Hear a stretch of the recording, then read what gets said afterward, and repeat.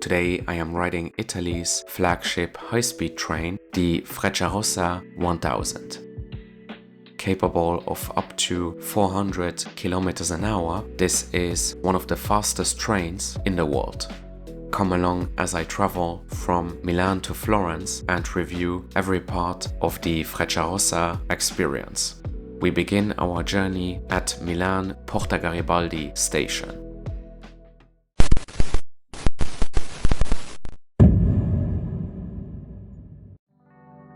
Good afternoon and welcome to Milan. We are at Stazione Porta Garibaldi, the city's second busiest train station with over 25 million yearly passengers. Porta Garibaldi is located around 2.5 kilometers north of downtown Milan and the surroundings are quite pleasant. Next to the station, you'll find Piazza Aulenti, a modern square that is home to Italy's tallest building.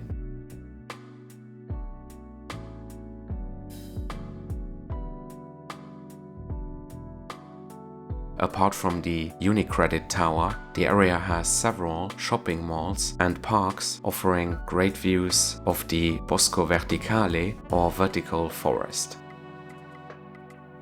While the neighborhood of Porta Garibaldi is lovely, the station itself isn't that great.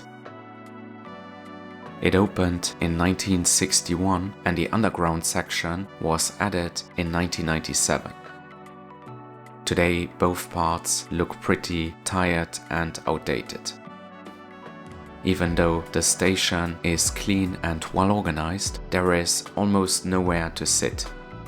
There is no waiting area either, so unless you manage to snatch one of the 5 or so available seats, you have to sit in one of the coffee shops or restaurants. Worse still, I couldn't find one single power outlet in this entire station, not even inside the coffee shops, so bring a power bank.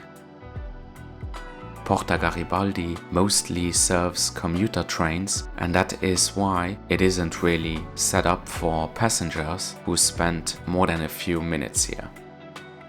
There are some places to get food, but it's mostly grab and go.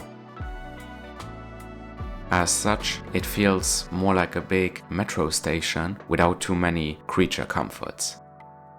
Talking about metro stations, Porta Garibaldi is connected to lines 2 and 5 on Milan's underground network. Apart from that, there are staffed ticket offices and machines if you don't book online. As I had just arrived in Italy, I decided to get some espresso, my favorite type of coffee anywhere in the world. My train today is the Frecciarossa 9323 traveling between Turin Porta Nuova and Rome Termini. The train leaves Milan at 3:48 p.m. and arrives in Florence at 5:50. The distance between both cities is 305 kilometers, which the train covers in just over 2 hours. There are faster options with fewer stops as well. And here comes our train. It arrived at 3:40 p.m., 8 minutes before the scheduled departure time.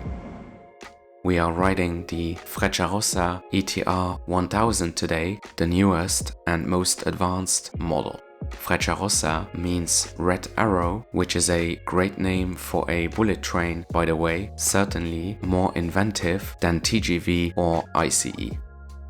It has been in production since 2013 and was initially built by the Italian company Ansaldo Breda, but that one was later acquired by Japanese rolling stock manufacturer Hitachi in 2015. The electric motors come from Alstom. The network has been steadily expanded and now covers most of Italy's major cities. There are also international lines to Paris and Lyon. Now, it is crucial to know that this train is designed to run at 400 kilometers an hour, and it did reach those speeds during testing, but today the Italian high-speed rail network is limited to 300 kilometers an hour, meaning that the Frecciarossa 1000 doesn't get close to its top speed on the public rail. But still, at 300 kilometers an hour, it's not exactly a wheelbarrow. There are 4 classes on this train, and I am in standard class, the most economical option. The cabin looks stylish, but I have to say that these are not the most comfortable economy seats in Europe. There is very little padding, and the seats aren't soft at all. They are in fact hard like a rock. This is actually faux leather, and Trenitalia even advertises that on their website for some reason. Worse still, there is no recline. But then this is technically 4th class, so maybe it is more comparable to the low-cost TGV Ouigo, which I also reviewed if you are interested. Anyhow, the legroom is very generous, and there is a standard tray table that fits a 14-inch laptop. You also get power sockets and USB ports. Unfortunately, the cabin wasn't in the best state, and there was also a lack of cleanliness. Just look at how difficult it is to move this armrest. So yeah, the standard class product isn't as good as other European high-speed trains, but the ticket prices for this cabin aren't all that high, so you can't expect too much. On the plus side, we departed bang on time and we're now heading south toward Florence. The first part of the journey is pretty slow as we are driving through Milan. Apart from city centers, the train constantly travels at almost 300 kph, but for some inexplicable reason, my speedometer app didn't work as a result of GPS problems. We passed through the city of Reggio Emilia at sunset, making every stop on time so far. So let's have a look at some other parts of this train. I am now walking through premium class, which is almost the same as standard, but the leather seats are real and they do recline. You also get some complimentary coffee and a snack in this class. Apart from standard and premium, there is a 1+2 configured business class, and finally the flagship luxury product, executive class. That one has some proper recliner seats, and you also get access to the Frecciarossa lounges. In my humble opinion, there isn't a huge difference between standard and premium, and even business class isn't that exceptional. So if you genuinely want a luxury experience, you gotta go for executive, which is obviously not cheap. But we'll get to the prices later. The Frecciarossa does have Wi-Fi, but it was very unstable. It generally worked for a few minutes at slow speeds and then disappeared again. One thing that is quite special is that Trenitalia offers streaming to your own device, and their onboard library is pretty vast. Alas, the Wi-Fi wasn't strong enough to actually watch a movie, and I didn't want to use up my mobile data.